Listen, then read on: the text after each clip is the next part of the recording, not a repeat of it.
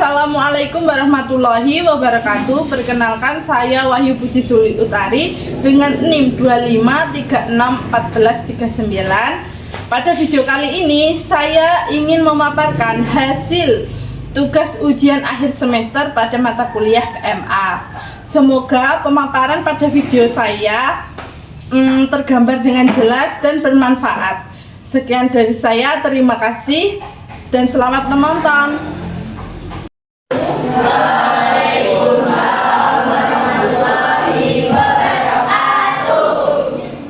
Kita mulai pelajaran dan perkenalan. Kita dulu ya. Kelas.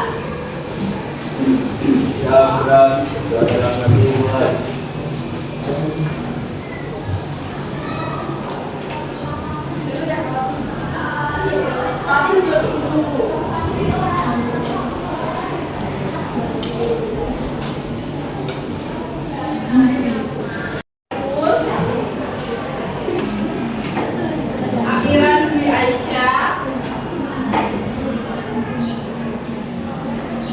Angela Zahra,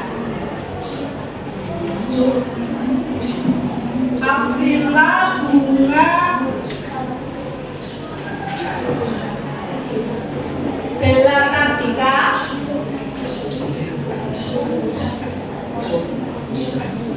Jinhan Mega,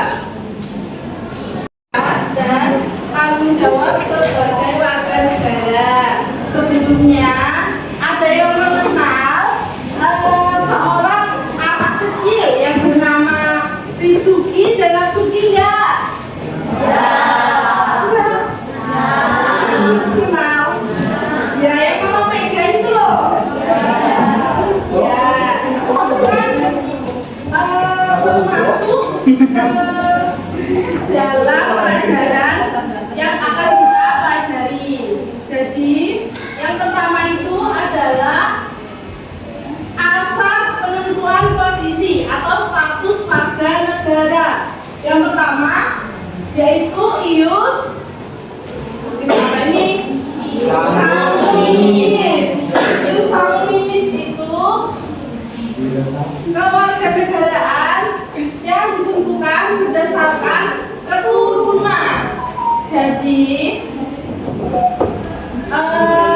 ada seorang pasangan, seperti contohnya ada seorang pasangan warga negara Indonesia. Nah, itu ketika melahirkan anaknya itu otomatis menjadi warga negara Indonesia. Contoh negara yang menganut ius sanguinis itu ada Indonesia. Tempat lahir, negara mana yang menganut tersebut? Amerika, Kanada, dan Brazil. Jadi seumpama kalian sudah memiliki pasangan, kan? Terus kalian hamil, terus berlibur ke Amerika, Jepang, dan Indonesia. Nah, nanti ketika Ritsuki sudah besar, dia nanti disuruh memilih antara Indonesia atau Jepang gitu.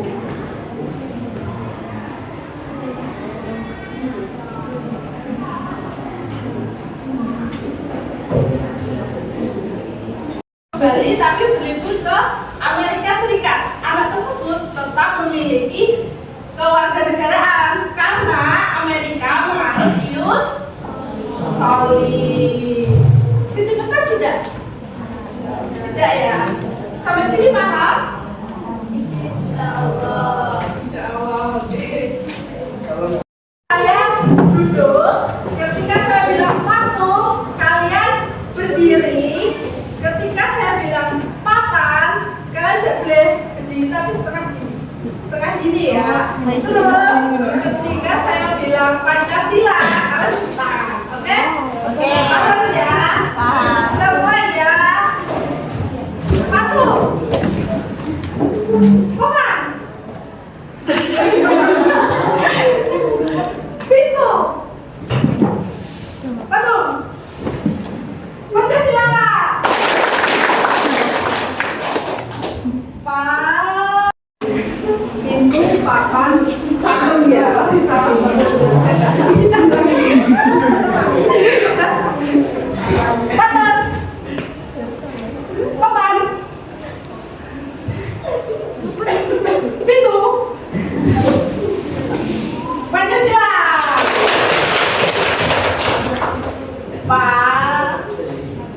Papan. Papan apa doyan? 2, 5 kelompok bebas.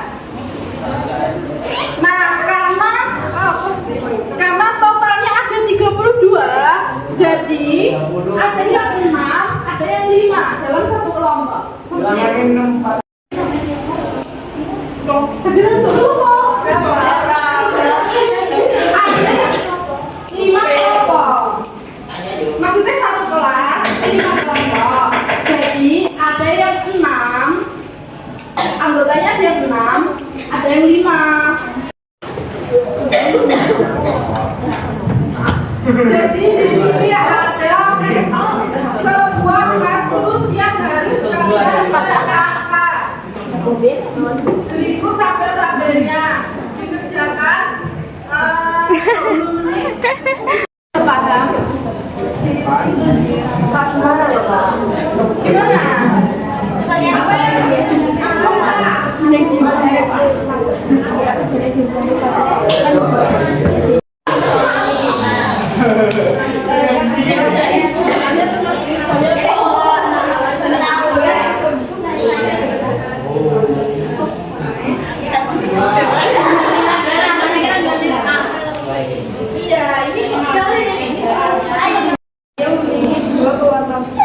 kewarganegaraan Indonesia dan Australia sampai usia 18 tahun. Setelah itu harus memilih salah satu. Nah,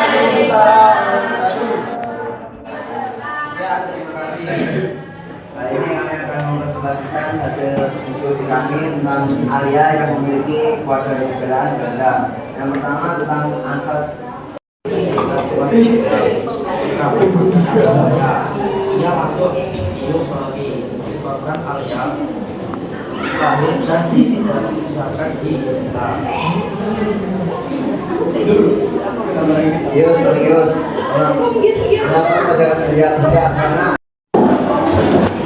Oke, pelajaran hari ini tentang asas kewarganegaraan sudah terselesaikan. Terima kasih atas partisipasinya juga, keaktifannya juga. Terima kasih. Sekian dari saya. Wassalamualaikum warahmatullahi wabarakatuh. Baik, Assalamualaikum warahmatullahi wabarakatuh. Pada kesempatan ini, saya akan memaparkan laporan praktik mengajar terbimbing yang telah saya laksanakan di SMA Negeri 1 Badegan. Praktik mengajar dilaksanakan pada mata pelajaran Pendidikan Pancasila kelas 10 dengan materi posisi, tugas, dan tanggung jawab sebagai warga negara.